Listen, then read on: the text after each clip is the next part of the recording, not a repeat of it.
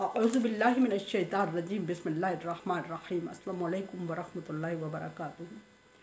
सूरह त्वाहा मेरे सामने और सूरह त्वाहा की आयत नंबर 69 है, पारा नंबर 16 है, रुकू नंबर 12 है। आयत नंबर 68 तक बात चली कि मूसा अलैहिस्सलाम और हारून अलैहिस्सलाम फ़िरौन के दरबार में जब पहुँचे और उन्होंने चैलेंज को कबूल कर लिया और फ़िरौन ने जादूगरों को बुला के मूसा अलैहिस्सलाम के सामने रख दिया मुकाबले के लिए। और सारे जादूगरों ने अपनी अपनी रस्सियाँ फेंकी और वो सांप बन के एक दूसरे को खाने निगलने लग गए। मूसा अलैहिस्सलाम थोड़े घबराए। अल्लाह तबारक व तआला ने फरमाया कि घबरा नहीं, जो तेरे दाएं हाथ में है उसको नीचे फेंक दे ज़मीन पे। मूसा अलैहिस्सलाम के दाएं हाथ में स्टिक थी जो पहले भी अजदहा बन चुकी थी, सो मूसा अलैहिस्सलाम ने उसको ज़मीन पे फेंका और वो बहुत बड़ा अजदहा बन गई और जादूगरों के सांपों को निगल गई। अब यहाँ बात पहुँची और अगली आयत नंबर 69 में अल्लाह तबारक व तआला फरमा रहे हैं उल्किया सहरा सुज्जादा। और जब मूसा अलैहिस्सलाम के अजदहा ने लाठी ने सारे सांपों को निगल लिया तो सारे जादूगर जो आए थे वो सजदे में गिर पड़े और अल्लाह तबारक व तआला की तरफ रुजू करते हुए बेयक ज़बान कह उठे कि हम मूसा और हारून के रब पर ईमान लाते हैं। इब्ने अब्बास लिखते हैं कि ये कुल 40 लोग थे कि जो बनी इसराइल के छोटे बच्चों को उठा के मूसा अलैहिस्सलाम के सामने लाने के लिए बचपन से जादू सिखाया गया था। ये वही 40 लोग थे जो सीख के आए थे और बहुत एक्सपर्ट माने जाते थे और वो सारे के सारे सजदे में गिर जाते हैं। जब सजदे में गिर के और बग़ैर फ़िरौन की इजाज़त के ईमान ले आते हैं अल्लाह तबारक व तआला पर, तो फ़िरौन बहुत बरहम हो जाता है। और अल्लाह की कुदरत ये कि जिस फ़िरौन के ईमान लाने के लिए अल्लाह तबारक व तआला ने इतना एहतमाम बज़ाहिर इतना एहतमाम किया। अल्लाह तबारक व तआला की ज़ात तो जानती है कि उसने किसके लिए काम किया था, किसके ईमान लाने के चांस थे। ये तो आम लोग कह सकते हैं कि अल्लाह तबारक व तआला ने फ़िरौन के लिए इतना एहतमाम किया लेकिन उसके नसीब में ईमान ना हुआ। और जिन जादूगरों के लिए कोई कोशिश कोई मेहनत नहीं की मूसा और हारून अलैहिस्सलाम ने, और जिनको मुकाबले में समझ के उनसे मुकाबला किया और जिनसे हारने के डर था मूसा और हारून अलैहिस्सलाम को, वो बेशक वक्त सारे इकट्ठे ईमान ले आए।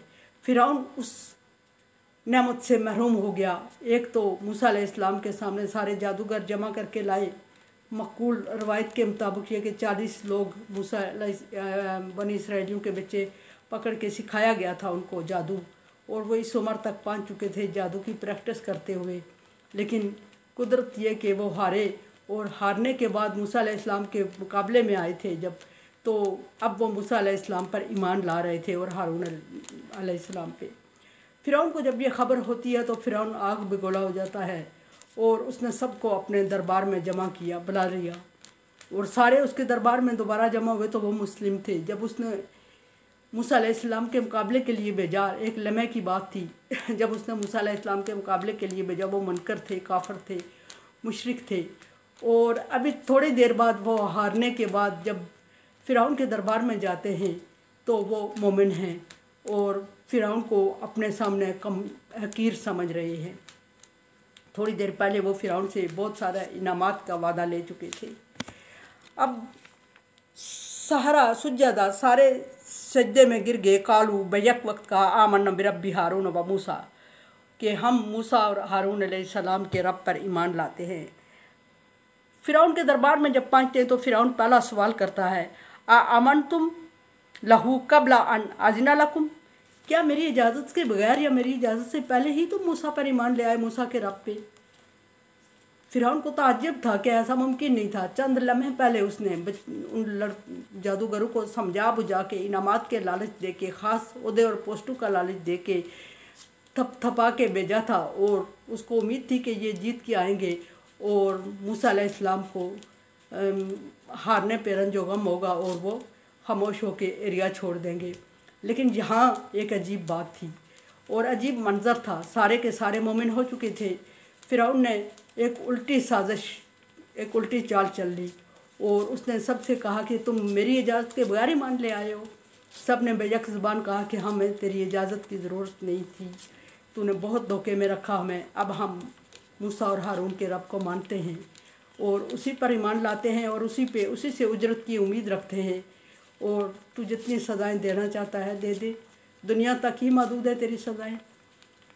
और उसने मूसा अलैहिस्सलाम पर एक उल्टी बहतान ही लगा दिया, और वो बहतान ये था कि तुम सारे मूसा अलैहिस्सलाम से मिले हुए हो, तुम एक ही कैटेगरी में हो। मूसा अलैहिस्सलाम आप सबसे सीनियर हैं, उन्होंने ही आप सबको सिखाया है, और तुम ये बात मुझसे छुपा के मेरे दरबार में आए हो, और एक साजिश के तहत ये कि तुम बेशक वक्त सारे ईमान ले आओगे और इसी मेरी रियाया पर असर पड़ेगा और वो भी मूसा पर ईमान ले आएगी।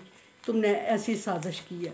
सब ने इनकार किया, हम पहले मूसा को नहीं जानते, हारून को नहीं जानते थे, लेकिन हमने जो अल्लाह तबारक व तआला की कुदरत देखी और हमारे दिल उस तरफ मुड़ गए।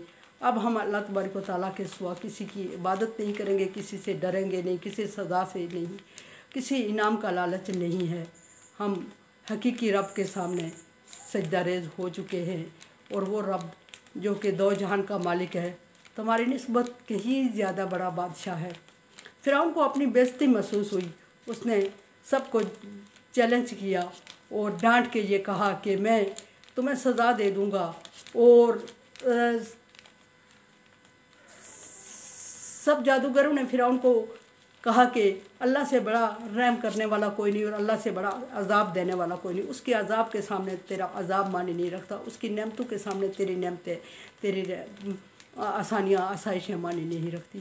फिर उन्होंने कहा अभी मैं तुम्हें अजाब देता हूँ, तुम्हारे मुखालिफ सिमत से हाथ और पाँव काट के तुम्हें खजूर के तनों से लटका सूली पे चढ़ा दूँगा।